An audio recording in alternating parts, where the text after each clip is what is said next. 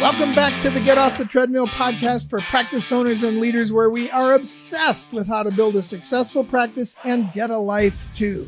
Hi, I'm Chuck Blakeman, and we're going to dive into another topic that helps us make more money in less time, get off the treadmill, and rehumanize dentistry by giving everybody their brain back. Before we get started today, just a quick reminder to register for the Get Off the Treadmill Summit in Irvine, California, February 14 through 16. It's coming up fast, and since we keep these very small and intimate, I don't want you to have to wait until the next one. Go to gotsummit.com, G-O-T-T with two T's, gotsummit.com, and sign up today. I'll see you there. Today, I'm talking with Rita Zamora. She's the author of the new book, Get Found, Get Liked, Get Patience, Making the Most of Social Media. Rita is an international speaker and the owner of Rita Zamora Connections, which is a social media marketing agency for dental and medical professionals. Since 2007, she and her team have provided social media marketing training and custom monthly management services for general and specialty practices across the country. Rita, it's a joy to have you with us. Thank you. Thanks for the invitation to be here again. You bet. We love having you on. I'd like to talk today about, last time we talked about how to be effective with social media and some real strategies on how to get in and actually develop social media and build relationships and which platforms and that kind of stuff. Today, we're going to talk more about being efficient, not just effective, but today let's talk about being efficient with our social media systems, other things like that. So let's start again real quickly. It might have been a while since people heard this. Give us a broad overview quickly of what social media does and why you need to have social media in your practice. Mm-hmm. Well, all the research that we have available to us today says that patients are really looking at a multitude of online properties, if you will, to vet and research dentists and specialists and healthcare providers before they become a patient. So social media is just another puzzle piece with all those other puzzle pieces that you need for your digital presence, which is a website, plenty of good reviews on your online review sites, and possibly some video on YouTube, and social media is another one of those online properties, a puzzle piece that you need to have in addition to your website and all those other online properties. Awesome.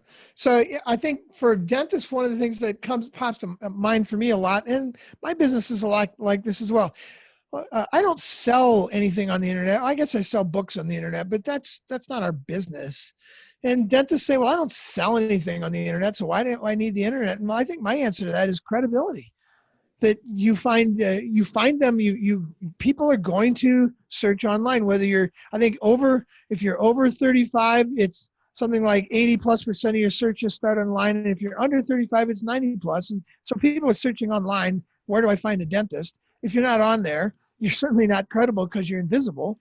But then if you're on there, people need to find out why you're there, and they're gonna hunt and peck around. To your point, they're gonna do research on you, and they're not just going to poke at your website and say, "Well, they exist and they're a mile away. Give me the address. I'll go over there." What else are they going to do to try and legitimize their choice of you online?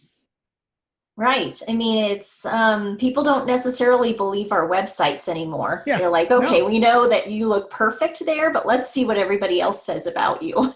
So, they want to go and see what everyone else is saying about you. They want that social proof. And then they also want to see what's the other side of your business? What's the human side? What's going on behind the scenes, and that's where they feel like social media is going to get them that information, whether it's Facebook or Instagram or, what have you. So where will people go if they check out your website? They think you look like you're legitimate, but they want to find out other people's opinions. What are the natural places you think they'll go? Well, according to research, thinkwithgoogle.com, there's a study called The Path to Purchase from CareCredit. These great studies show that people will typically visit, your website, then they're going to go read online reviews. Google is an important place for you to have those online reviews. They might want to watch video on YouTube if you have it, and then they'll go check out Facebook or Instagram or a multitude of others. Think with Google has a lot of visuals that will show you that exact process that people go through. There was actually a study that Facebook did recently for the travel industry, and I think they classified those visits as digital touch points. And they said on average, if someone's considering a new vacation somewhere, they'll have, I think it was 56 digital touch points before they make a decision. Visit the website, visit the YouTube channel, check their Facebook, go back and visit their website, check out their Google reviews, so 56 different digital touch points. So I would suspect that people have a similar number when they're shopping for a dentist or a specialist and considering them for that sort of intimate, treatment that they're going to have. Great. So, all right. So how do we become more efficient at this stuff? Well, I think efficiency is, such an important topic when it comes to social media, because we hear a lot of practices saying, well, gosh, we feel like we're spending a lot of time on social media and we just don't know if it's worth it. And when they start talking to them about what their systems are, what their process is, which I learned a lot about this from you, Chuck, over the years, how important it is to have those systems and processes. We can have those in place for social media as well. And they're so important because if you don't have a process or a system in place for social media, then you have no strategy. Yeah. It's impossible for you to create a strategy by posting to social media off the cuff, just spontaneously. It might be fun and you might be, consistent, but you have no strategy. So that efficiency and effectiveness kind of go hand in hand. Sure. So those systems that you have to have in place for social media involve, number one, thinking about what type of dentistry do you want to be doing more of? Because we find a lot of practices leaving social media money on the table by not sharing anything about what type of practice they want to be known for. Interesting. Yeah. So we talked the last time about being effective, and if you haven't, if our listeners haven't downloaded that podcast, they should, because if you're efficient and you're not effective, that's a problem. If you're effective but it costs you a lot of money, then that's a problem as well. So we really need these two things to walk hand in hand.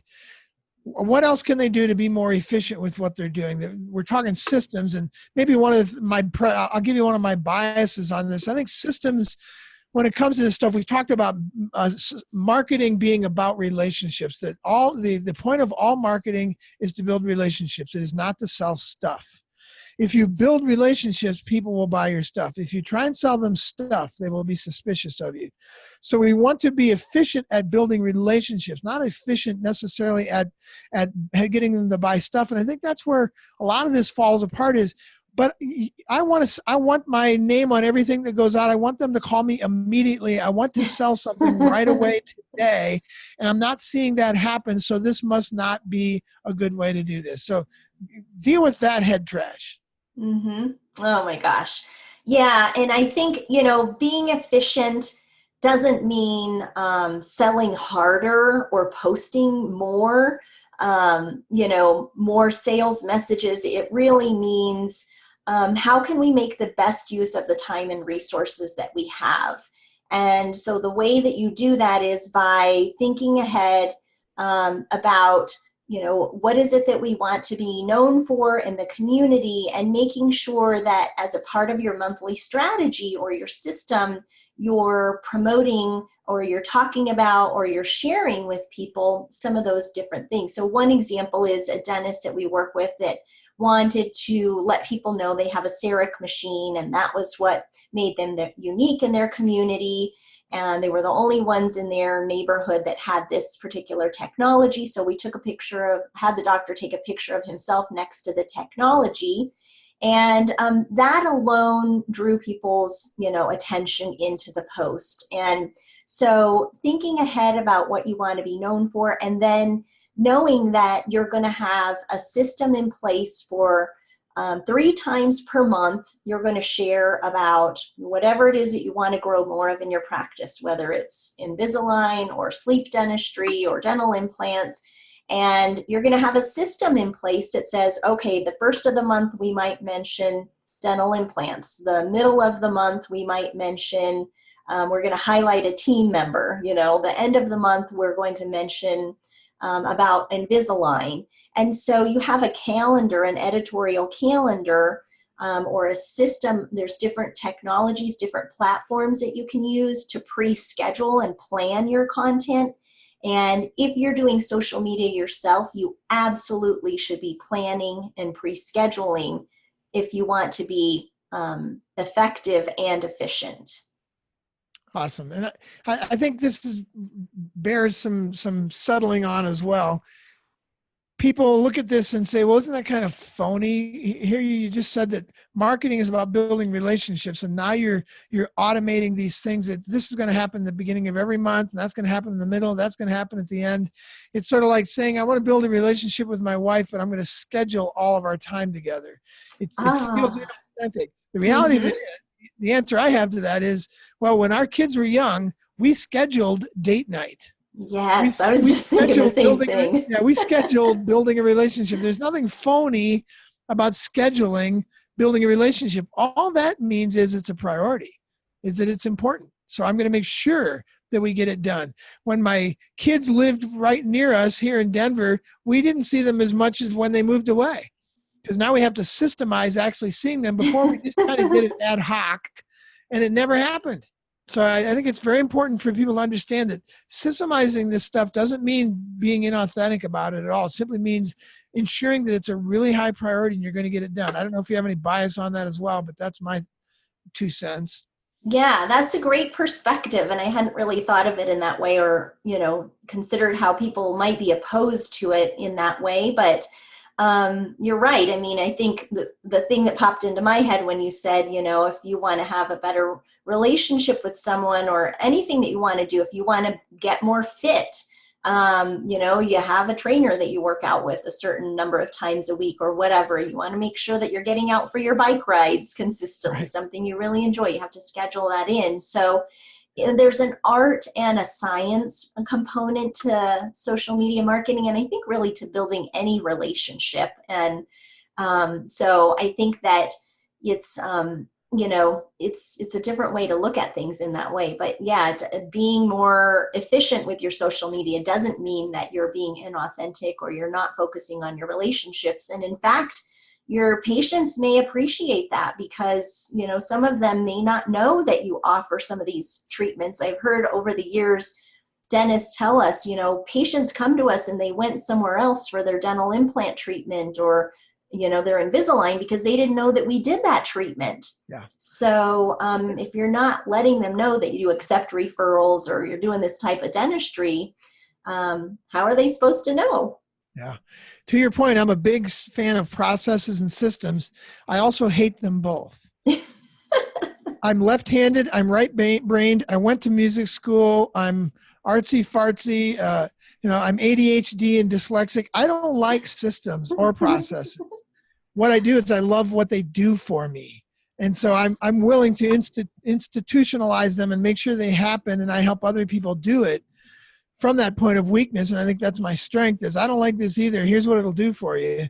But too many dentists, I think, have been taught that if I just put my hand in somebody's mouth, this practice will somehow magically run. And I call it the random hope strategy of dentistry. Most practices are running on the random hope strategy of dentistry.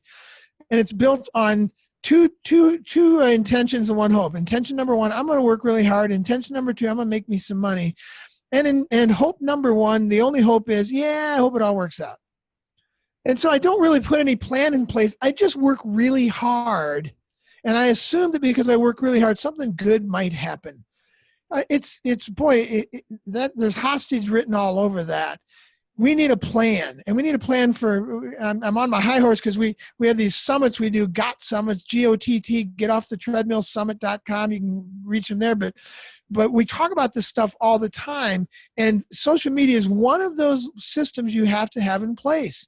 If it's important to you, you systemize it. You don't go with the random hope strategy of business, because you'll do it when you remember it, and you won't when you won't, and you wonder why it isn't working.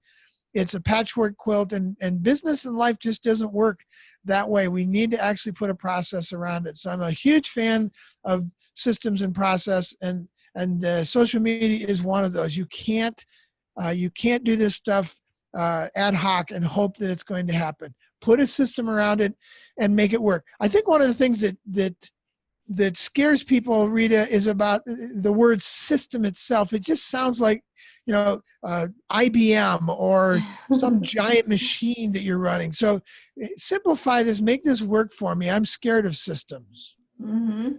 Oh my gosh. Well, let me kind of give you a more tactical, tangible example of what practices can do. For example, Facebook has a free pre-scheduling tool that you can use. So there are a number. Hootsuite is another tool that's available that's very inexpensive. It might even be free depending on how many users you have, where you can pre-schedule and plan and pre-schedule content for multiple platforms. But even if you're just active on Facebook, they have a pre-scheduling tool where you can put ideas, you can create drafts. So if you have an idea for a good social media post or something that you know you have on, hopefully you have a marketing calendar, something else that's, planned, systematized in your practice, then you can check your marketing calendar and go and pre-schedule or create drafts in your Facebook scheduling tool so that you don't forget to promote those different topics in your practice. And so with this pre-scheduling tool in Facebook, you can create drafts, you can edit the content, and then you can pre-schedule it so it'll get posted automatically for you. So that's a great way for you to save time and to be able to take advantage of those different ideas that you and your team have. You can have a brainstorming session for 5 or 10 minutes at your next staff meeting and sort of type your ideas right into those drafts so that you have ideas set to go for the weeks or months ahead. That's great. We talked, the last time we talked about this, we talked about having the dentist, that sometimes the dentists themselves will get involved. They just love social media and you see them posting things. I think that speaks to two pieces of this. One is the system. We need a system where we run these things, and I like to use the word drip system because it just doesn't sound so overwhelming. If we just had a drip system, it's not like a sprinkler system at a football field where you got stuff going everywhere and there's, if you walk near it, you're going to get soaked and it's this giant thing that's thrown thousands of gallons of water. What if you just had a drip system? Drip systems are way more effective. You just had a little something going out at the beginning, in the middle, and the end of the month. So you have this formal piece of marketing, but then the informal ad hoc, I think, is the new thing that makes social media so much more magical than watching a television commercial, because that is so systemized, it's so planned out. Everything about it is in the can. There's nothing original. There's nothing responding to the world around you. What if people were doing both? If they had somebody like you doing this stuff on a regular basis, and then once in a while here and there, once or twice a month, in an ad hoc situation where there was just something great or funny or dramatic that happened in the practice, and they did a 15-second video or a 10-second, or it took 30 seconds to post a picture of that. Is that am I wrong, or is that a magical help? That's perfect, actually, and we love that. So adding in those spontaneous posts on top of your effective, efficient, strategy and system that you have in place is perfect. So if somebody, a patient comes in and brings treats for the whole practice and you want to take a picture of it, or, like you said, any special thing that you have going on that's spontaneous that you want to, maybe your office is closed because you had a blizzard or a snowstorm or whatever, so it could be a multitude of things, but I think it's a combination of both of those that's really important. But we see a lot of practices excelling with the spontaneous posts. Sometimes they only have birthdays, celebrations on their social media, and there's nothing else. Yeah. So it's that strategy and those systems that are really important, and those are the posts often that you're going to be boosting. And like I said, at the previous interview, when you're boosting your posts consistently, it's going to increase your organic reach as well. So this is sort of the magic formula that's working. It can work for anybody, and it doesn't have to be hard or difficult. And like you said, really it's about the quality versus quantity and the drip as well. All right, so we've got a few minutes left here. Is there any other pieces to this that we need to pull in into the systemization of our social media? Well, I think just making sure, it's not necessarily social media, but it's the number one method that I hear practices are attracting new patients with today, which is online reviews. So Okay. making sure that you have a system in place for your online reviews, that's the number one way that practices are growing their online reviews and growing a strong reputation. So making sure that you have a patient engagement system in place. Some good ones are Solution Reach. There's Bird Eye that focuses specifically on reviews, whereas Solution Reach is a platform that does more of the appointment reminders and email newsletters, and they have text communication available for practices. But whatever, there's lots of great systems out there, great technologies, but you have to have a system in place for that. So the point of those things would be to make it really easy for your patients to leave a comment or feedback for you. For sure, yeah, and it will be proactive in that it'll either automatically email or text a link for patients to share their feedback, and then based on that feedback, the technology will determine whether it's safe to invite them to share that feedback on a more public platform versus staying internally in their survey. And it will push them either to Facebook or Google or Yelp or Healthgrades or whichever platform it is that you want to focus on. Awesome. All right. So we got a couple of minutes left here. Give us a summary, kind of give us a snapshot of what we've talked about today so people can walk away with, okay, I know we've just scratched the surface and you guys do so much more than that, but give us a quick summary of the systemization of social media. Mm-hmm.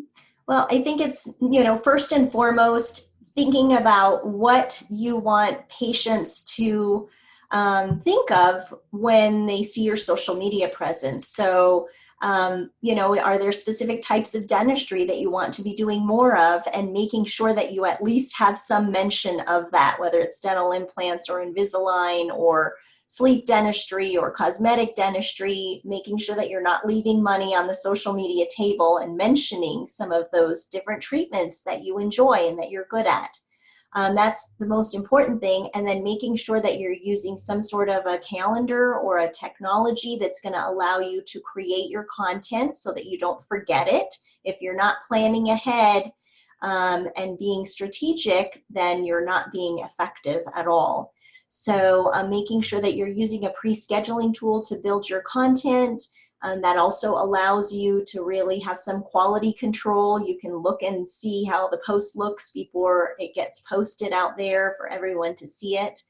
And just making sure that you have those two systems in place, even, a strategy and then a platform for creating the content and sharing it alone is going to make a huge difference and save you a lot of time and probably exponentially boost your effectiveness as well. Awesome. Rita, how can people get a hold of you? They can visit my website, which is ritazamora.com. Check out my book, which is full of lots of great tips and techniques, special downloads that they'll have access to. It's also available on Amazon if they prefer a Kindle version. Yeah. Well, beautiful. Well, this has been so much fun. It's great to see your lovely face and to talk with you again. Let's do it again. We'll look forward to it. Thank you so much. It was great to see you too. Thanks, Rita. If today's topic got your juices flowing, remember to register for the life-changing Get Off the Treadmill Summit in Irvine, California, February 14 to 16. Go to gotsummit.com, G-O-T-T with 2 T's, gotsummit.com, and sign up today. I'll see you there. If this podcast was helpful, please subscribe by computer or by phone, or connect with us at www.gotsummit.com, 2 T's, G-O-T-T summit.com. That stands for Get Off the Treadmill. We have those summits quarterly for dental practitioners only. Or connect with us at www.chuckblakeman.com or email us at grow@cranksetgroup.com. Let's get off that treadmill. Let's get into the participation age. I look forward to seeing you in the next podcast. Thanks.